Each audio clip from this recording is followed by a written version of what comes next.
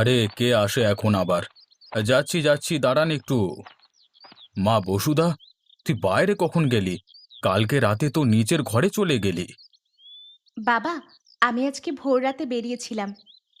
ওগো, তুমি এদিকে এসো না। ওইদিকে দাঁড়িয়ে কেন? এখানে আসো। কে আসবে রে মা? একটু দাঁড়াও না বাবা, দেখতে পাবে। এটা আবার কাকে নিয়ে এসেছিস তুই? কে এটা? ওর নাম হলো শুভজিৎ। আমাদের পাশের গ্রামে থাকে। ওকে আমি খুব ভালোবাসি বাবা। তাই আজকে ভোর রাতে ও আর আমি দুজনে বিবাহ করে নিয়েছি। কি করেছিস তুই এটা? কাউকে না জানিয়ে তুই বিবাহ করে ফেললি? সবাই এদিকে এসে দেখো কি কাণ্ড করেছে আমার মেয়ে। কি হয়েছে গো? সকালবেলা এত হইচই কিসের? হই হই তো হবেই। তোমার মেয়ে যে বিয়ে করে ফেলেছে, কাকে না কাকে ধরে নিয়ে এসেছে দেখো।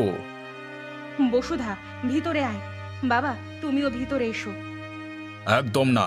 তোরা দুজনে কেউ যদি এই বাড়ির ভেতর পা দিয়েছিস, তাহলে আমার থেকে খারাপ আর কেউ হবে না। ওইখানেই দাঁড়া, ভেতরে আসবার কোনো দরকার নেই। বাবা, তুমি আমায় ভিতরে আসতে দেবে না? না, আমার বাড়িতে তোর আর কোনো স্থান নেই। ছি ছি ছি ছি, আমার এতদিনের সম্মান সব ধুলোয় মিশিয়ে দিলি। দিদি, তুই বিবাহ করে ফেলেছিস? ওটাই কি আমার জামাইবাবু? হ্যাঁ, এটাই তোর জামাই বাবু। মোহন, তোর দিদিও নেই আর জামাইবাবু নেই ভেবে নিবি। দূর হয়ে যা আমার চোখের সামনে থেকে। তুমি থামো তো বাবু। বাবা জীবন, তুমি কি কাজ করো? আমার মেয়েটাকে ভালো রাখতে পারবে তো? আমি দিনমজুরের কাজ করি। আমি যা উপার্জন করি তা দিয়ে আপনার মেয়েকে ভালোই রাখবো। কোনোদিন দুঃখী হতে দেব না। তুমি চুপ করো, বড় বড় কথা বলো না। আমার মেয়ের সারা মাসের খরচ জানো? তোমরা এক বছরে যা খরচ করো সেই টাকা আমার মেয়ের দেখাশোনা করতে এক মাসে শেষ হয়ে যাবে। বাবা শুভজিৎকে অপমান করতে পারে না। ও আমার স্বামী। ওকে অপমান করছো মানে আমাকেও অপমান করছো। অপমান করছি না রে, এটাই বাস্তব কথা বললাম। মা, তুই ওকে ভুলে যা, আমার কাছে ফিরে আয় আবার। আমি শুভজিতের সাথেই থাকবো। ভেবেছিলাম তোমাদেরকে বললে তোমরা খুশি হবে, কিন্তু এখানে তো পরিস্থিতি অন্য রকম সৃষ্টি হলো। আমি তাহলে আমার বাবাকে এতদিন ভুল চিনেছি। একটা দিন মজুরকে কখনোই আমার জামাই হিসেবে মেনে নেব না। তোরা আমার চোখের সামনে থেকে দূর হয়ে যা, আর কখনো এই বাড়িতে আসবি না। বাবা, আমার দিদি এ বাড়িতে আসবে না? তাহলে আমি কার সাথে গল্প করব? ভেবে নিবি তোর দিদি মরে গেছে, আমার কথাই শেষ কথা। ওগো, ওগো শোনো না। আমি আর কিছু শুনবো না, যা বলবার বলে দিয়েছি। যেই বাড়িতে আমার স্বামীর কোনো সম্মান নেই, সেই বাড়িতে আমিও আর কোনো দিন ঢুকবো না। এই আমি বলে গেলাম।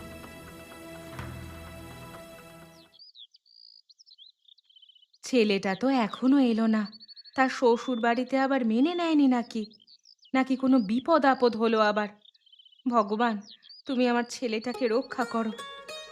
মা, আমি এসে গেছি, দরজা খোলো। দেখো কাকে নিয়ে এসেছি। ও মা, এই বুঝি আমার বৌমা? কি মিষ্টি দেখতে মুখখানা, পুরো চাঁদের মতো। এসো এসো, ভেতরে এসো। তোমার বৌমার নাম হলো বসুধা। ভারী মিষ্টি নাম তো। আমাদের বাড়িতে যেন চাঁদ এসেছে। চাঁদের মতোই জ্যোৎস্নায় ভরিয়ে রেখো আমাদের বাড়ি। শাশুড়ি মা, আমার না যাওয়ার কোনো জায়গা নেই। আমার বাবা এই বিয়ে মেনে নেননি। বৌমা, তুমি আমায় শাশুড়ি মা না বলে শুধু মা বলে ডেকো। তোমার বাবা আজ মেনে নেয়নি তো কি হয়েছে? মন গলে গেলে ঠিক মেনে নেবেন। তুমি এত কষ্ট পেও না মা। আমরা সকলে তোমার পাশে আছি। তোমার কোনো অসুবিধে হবে না। কিন্তু আমি তো একজন দিনমজুর, খেটে রোজগার করি। অত দামি দামি জিনিসপত্র তোমায় কিনে দিতে পারবো না। আমার কোনো দামি জিনিসপত্র লাগবে না। শুধু তোমাদের পরিবারের ভালোবাসাটুকু দিও। তুমি এত ভেবো না মা। যাও, ভিতরে গিয়ে একটু বিশ্রাম নাও। আর তুই যা, বাজার থেকে ভালো মাছ কিনে নিয়ে আয়। আজকে আমি বৌমার হাতের রান্না খাবো। আচ্ছা মা, আপনি যেমনটি বলবেন। আচ্ছা যাও, তুমি ভেতরে যাও। আমি বাজার থেকে ঘুরে আসি। এই যাব আর আসবো। হুম, একটু তাড়াতাড়ি এসো। মাছ নিয়ে এলে আবার কাটতে হবে, ধুতে হবে তো। বৌমা, তোমাকে অত কিছু করতে হবে না। শুধু রান্নাটুকু করো। বাকি সব কাজ আমি করে নেব। তা বললে হয় নাকি মা? আজকে আমি সব কাজ করব। যাও যাও, তুমি আর দেরি করো না, রান্না বসাতে না হলে দেরি হয়ে যাবে আবার। আচ্ছা আচ্ছা, তাই হবেক্ষণ। বড় লোক ঘরের মেয়ে হলে কি হবে, সর্বগুণ সম্পন্ন। আমার বাবার অনেক ধনসম্পত্তি আছে বলে আমি চুপচাপ বসে থাকবো ওই রকম মেয়ে আমি নই। পরিবারের কাজকর্ম করতে আমার বেশ ভালোই লাগে। আচ্ছা, তোমার সাথে পরে গল্প করব। এখন যাও তো দেখি, একটু বিশ্রাম নাও, অনেক ধকল গেছে। ও মাছ নিয়ে এলে আমায় ডাকবেন কিন্তু মা, আমি রান্না করব। হ্যাঁ মা, ডাকবো তোমায়। পাগলি মেয়ে আমার। যাও, গিয়ে বিশ্রাম নাও। হ্যাঁ মা, এই তো এক্ষুনি যাচ্ছি।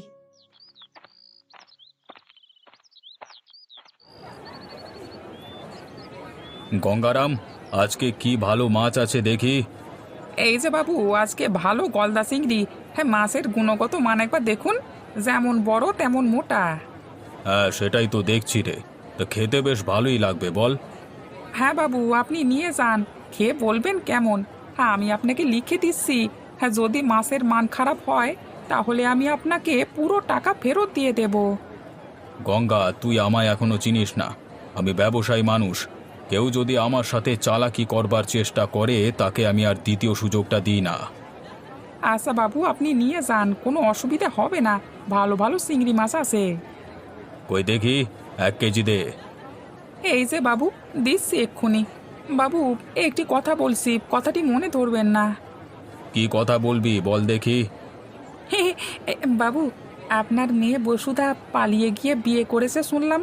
হ্যাঁ, আপনি নাকি মেনে নেননি। হ্যাঁ, শুনলাম নাকি আপনার জামাই একজন দিনমজুর। আমার আর কোনো মেয়ে নেই, তাই এসব কথা আমায় বলিস না। হ্যাঁ, তা বললে কি হয় বাবু? এটা আপনার অভিমানের কথা। যাই হোক, সুখে থাকুক বাবা। আমি এত কিছু জানতে চাইনি তোর কাছ থেকে। দে জলদি আমার সাধের চিংড়ি মাছটা দে। জি বাবু, আপনার মাছ আমি এক্ষুনি দিচ্ছি। কিন্তু আপনার মেয়ে যদি একটা ভালো ছেলের সাথে বিয়ে করত তাহলে মেনে নেওয়া যেত। শেষ পর্যন্ত একজন দিনমজুরকে বিয়ে করলো। বাবা একজন এত বড় ব্যবসায়ী আর তার জামাই দিনমজুর, এটা মানা যায় না। তোর কত টাকা হয়েছে আমাকে বল। আমি এত কিছু শুনতেও চাই না, আর জানতেও চাই না। আপনার 500 টাকা হয়েছে। আপনি কি আর করবেন? মেয়ে ভালোবেসে বিয়ে করেছে, মেনেই নিন। তা আমি কি করব সেটা আমাকে বুঝতে দে। তোদেরকে অত নাক গলাতে হবে না এইসব বিষয় নিয়ে। এই নে ধর তোর টাকা।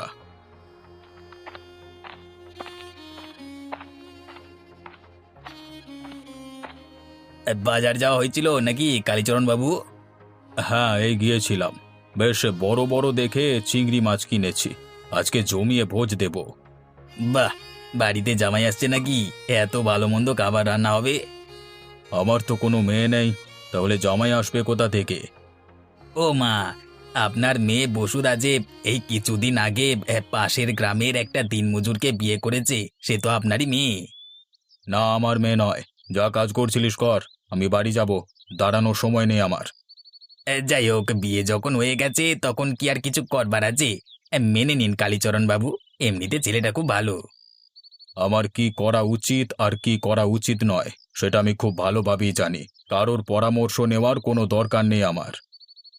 হ্যাঁ, আপনার মেয়ে, আপনি সিদ্ধান্ত নেবেন, এতে আমাদের কিছুই বলবার নেই। কিন্তু এটুকু বলতে পারি, ছেলেটির চরিত্র খুব ভালো। আচ্ছা আচ্ছা, ঠিক আছে ঠিক আছে। তোমাকে আর ওই পোলার গুণগান গাইতে হবে না।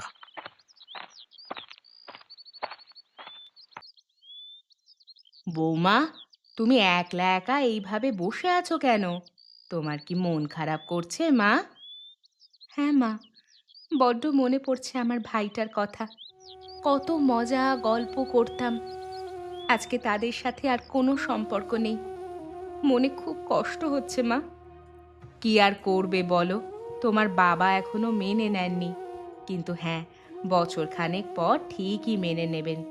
একটা সময় তার মন গলে যাবে। এখন কিছুদিন কাটানোই মুশকিল। বড্ড মনে পড়ে তাদের কথা। আমিও যে তোমার সাথে বসে একটু গল্প করব তারও সময় নেই। প্রচুর কাজ পড়ে আছে। ছেলেটা আজকে এখনো এলো না। মা, আপনি যান, আপনার কাজগুলো করে নিন। আমার সাথে পরে গল্প করবেন। আমি ঠিক আছি। বসুধা, দেখো কাকে নিয়ে এসেছি। ভাই তুই আয় আয়, আমার কাছে এসে বস। দিদি কেমন আছিস? আমার না একা একা একদম ভালো লাগছিল না বাড়িতে, তাই চলে এলাম। এবার তো তোকে একা একাই থাকতে হবে রে পাগল। আমি কি আর যাব নাকি ওই বাড়িতে বল? কেন যাবি না? ওটা তো তোরও বাড়ি। তুই আমার সাথে গল্প করতে যাবি না? তাহলে আমি কিভাবে ভালো থাকবো? আচ্ছা, ওইসব কথা ছাড়। বাড়ির সবাই কেমন আছে রে? সব ঠিকঠাক চলছে তো? আমি তো লুকিয়ে লুকিয়ে আসছিলাম, আসবার পথে দেখলাম জামাইবাবু বাড়ি যাচ্ছে, ওনার সাথে এলাম। বাড়িতে সবাই ভালো আছে, শুধু বাবা প্রচণ্ড রেগে আছেন। ওটা রাগ না রে ভাই, ওটা বাবার অভিমান। ছোটবেলা থেকে বাবার সব কথা শুনেছি, আর আজকে এত বড় একটা সিদ্ধান্ত নিজে নিলাম, অভিমান তো হবেই। তুমি ভাইয়ের সাথে বসে গল্প করো, আমি খাবারের জন্য কিছু নিয়ে আসছি। আরে না না জামাইবাবু, কিছু নিয়ে আসতে হবে না, আমি এক্ষুনি চলে যাব।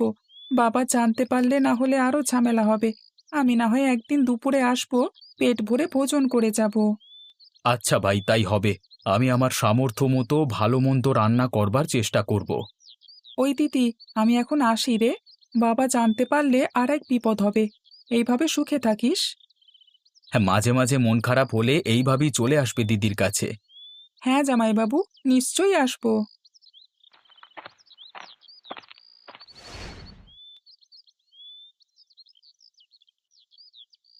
কালীচরণ বাবু, আমার টাকা আমাকে ফিরিয়ে দিন। 10 দিনের মধ্যে আমার টাকা যেন আমার কাছে চলে আসে। আমার টাকা যেন আমি ফিরে পেয়ে যাই, না হলে আপনার সমস্ত দামি জিনিসপত্র বিক্রি করে টাকা আদায় করব। এরকমটি করবেন না, আমায় কিছুদিন সময় দিন। আমি ঠিক আপনাদের টাকা শোধ করে দেব। সময় তো আপনাকে 1 বছরের জন্য দিয়েছিলাম। আপনি কি একটা টাকাও আমাদের দিতে পেরেছেন? আমরা বাধ্য হয়েছি এই সিদ্ধান্ত নিতে। হ্যাঁ, ঠিক বলেছেন আপনি, আর কোনো সময় দেব না আপনাকে। আপনি তো আমাদের সাথে ব্যবসা করেননি যে আপনাকে কিছু বছরের জন্য সময় দেব। আপনি আমাদের থেকে টাকা ধার নিয়েছিলেন। ও হঠাৎই বাণিজ্যের জাহাজ সমুদ্রে ডুবে গেল, আমার কত টাকা লোকসান হয়েছে। এভাবে আপনাদের টাকা আমি দিই কোথা থেকে? সেটা তো আমার জানবার দরকার নেই। আমরা 10 দিনের মাথায় আসবো, টাকা যেন সেই দিন পেয়ে যাই আমরা। অন্য কোনো সিদ্ধান্ত নিতে আমাদেরকে বাধ্য করবেন না, এটা বলে রাখলাম। আমি কিভাবে আপনাদের টাকা শোধ করব এত কম সময়ে? আপনার বাড়িতে এত দামি দামি জিনিসপত্র কিছু বিক্রি করে আমাদের টাকাটা শোধ করে দিন। এর থেকে ভালো পরামর্শ আমরা দিতে পারছি না। সময়টা যেন মনে থাকে, ঠিক 10 দিনের মাথায় আসবো আমরা। এখন চলি, নমস্কার। দিদি, দিদি, আমাদের খুব বড় সর্বনাশ হয়ে গেছে রে। কি হলো ভাই, তুই এত হাঁপাচ্ছিস কেন? কি সর্বনাশ হয়েছে আমাদের? বাবা ব্যবসার জন্য টাকা ধার নিয়েছিল দুজন ব্যবসায়ীর কাছ থেকে। সেই টাকা দিয়ে বাণিজ্যের জন্য সামগ্রী কিনে জাহাজে করে বাইরের দেশে নিয়ে যাচ্ছিল। জাহাজ গন্তব্যে যেতে গিয়ে ডুবে যায়, আর তার সাথে ডুবে যায় সমস্ত জিনিসপত্র। ভাই, বাবার কিছু হয়নি তো? ঠিক আছেন তো তিনি? এসব কবে হলো? জামাইবাবু, বাবা জানতে পেরে আমাকে দিদির কাছে আসতে দেন নাই, তাই এতদিন তোমাদের বাড়িতে আসিনি। ঘটনাটি ঘটেছে প্রায় 1 বছর আগে। বাবা ঠিকঠাকই আছেন। তুমি ভেতরে এসে বসো, ওকে একটু জল দাও, খুব হাঁপাচ্ছে ছেলেটা। এবার বলো কি হয়েছে? এরকম ভাবে ছুটে মুটে আমাদের কাছে চলে এলে? একটু আগে 2 ব্যবসায়ী এসেছিলেন, যাদের থেকে বাবা টাকা ধার করেছেন। তারা বাবাকে হুমকি দিয়ে গেছে, 10 দিন পর আসবে তারা। টাকা দিতে না পারলে বাড়ি বিক্রি করে দেবে। এবার আমাদের পথে বসতে হবে রে দিদি। এসব তুই কি বলছিস রে? এত কিছু হয়েছে আর আমরা কিছুই জানতে পারিনি। এখন আর এসব ভাববার সময় নেই বসুধা। ভাবতে হবে কি করলে সমস্যাটির সমাধান হবে। আচ্ছা ভাই, তুমি এখন বাড়িতে যাও, তোমার বাবা মা আরো বেশি চিন্তা করবেন না হলে। আচ্ছা জামাইবাবু, আমি বাড়ি যাচ্ছি, কিছু একটা উপায় বের করুন। ভাই তুই বাবা মার কাছে যা, তোর জামাইবাবু তো বলেছে কিছু একটা ভাববে। মা বাবা চিন্তা করবেন, বাড়িতে যা। আচ্ছা দিদি, আমি আসছি তাহলে। হুম, সাবধানে যাস। আপনারা চলে এসেছেন, কিন্তু আমি তো কোনো টাকা দিতে পারবো না। আমার কাছে কোনো টাকা পয়সা নেই। আপনার আর টাকা দেওয়ার প্রয়োজন নেই, আপনার সব টাকা শোধ হয়ে গেছে। এবার সব টাকা শোধ হয়ে গেছে? এত টাকা কে শোধ করলো? আপনার জামাই শুভজিৎ। শুভজিৎ? ও এত টাকা পেল কোথায়? শুভজিৎ নিজের বাড়ি জমি সব বিক্রি করে দিয়ে আমাদের টাকা শোধ করে দিয়েছে, এখনো গ্রামের ভাড়া বাড়িতে আছে। সে কি কথা? দেখো, তুমি যেই ছেলেটাকে এত অপমান করেছিলে সেই ছেলেটাই আজকে তোমাকে সাহায্য করলো। শুধু সাহায্য বললে হবে না, উপকার করলো। ছেলেটা আমার ধার করা টাকা শোধ করবে বলে বাড়ি জমি বিক্রি করে ভাড়া বাড়িতে গিয়ে আছে, আর এই ছেলেকে আমি অপমান করেছি? ওই সব কথা ছাড়ো তো এখন। চলো গিয়ে ওদেরকে নিয়ে আসি আমাদের বাড়িতে। চলো এক্ষুনি আমার মেয়ে জামাইকে নিয়ে আসি। বাবা শুভজিৎ, আমায় ক্ষমা করে দাও তুমি, আমার খুব ভুল হয়েছে। আরে বাবা, আপনি ক্ষমা চাইছেন কেন আমার কাছে? ছোটদেরকে ভালোবাসতে হয়, ক্ষমা চাইতে নেই। মা বসুধা, আমি তোর স্বামীকে এত অপমান করবার পরও ও আমার বিপদে ছুটে গেছে। কত ভালো ছেলে, আর ছি, আমার নিজের ওপরই ঘৃণা হচ্ছে। বাবা, ওইসব নিয়ে আপনি আর ভাববেন না, সমস্ত সমস্যার সমাধান হয়ে গেছে। এবার চিন্তা করলে শরীর খারাপ করবে যে। একটা সত্যি কথা বলছি, কিছু মনে করো না যেন। তুমি আমার থেকে গরিব হতে পারো, কিন্তু তোমার মনটা খুবই সরল। আমার মেয়ে বসুধা বড়লোকের মেয়ে হতে পারে, কিন্তু গরিবের বাড়ির গৃহিণী হয়ে তো আছে, এতেই তো আমি খুশি। আমি কারোর ক্ষতি চাই না, সকলেরই ভালো কামনাই করি। ভালো কামনা শুরু করো না, নিজের সর্বস্বটুকু দিয়ে সাহায্য করো। চলো বাবা জীবন, তোমাদের এই ভাড়া বাড়িতে থাকতে হবে না, তোমরা আমাদের সাথে আমাদের বাড়িতেই থাকবে। হ্যাঁ হ্যাঁ, চলো। তোমার শাশুড়ি মা একদম ঠিক কথাই বলেছেন। আমার কাছে আমার বাবার সম্মানটা আগে। নিজের বাবা নেই তো কি হয়েছে, আপনিও তো আমার বাবা। সত্যি, আমি মানুষ চিনতে ভুল করেছি। এরকম সোনার টুকরো ছেলে আমি কোথায় পাবো? চলো চলো, আমাদের সাথে আমাদের বাড়িতে চলো। আমাদের ভিডিও ভালো লাগলে লাইক করুন, আর ভিডিওটা কেমন লাগলো কমেন্টে জানাতে ভুলবেন না কিন্তু। এই রকম গল্প নিয়মিত পেতে চ্যানেলটিকে সাবস্ক্রাইব করুন, আর অবশ্যই বেল আইকনটি অন করে রাখবেন। আমাদের ভিডিও সবার আগে পৌঁছে যাবে আপনার কাছে। ধন্যবাদ।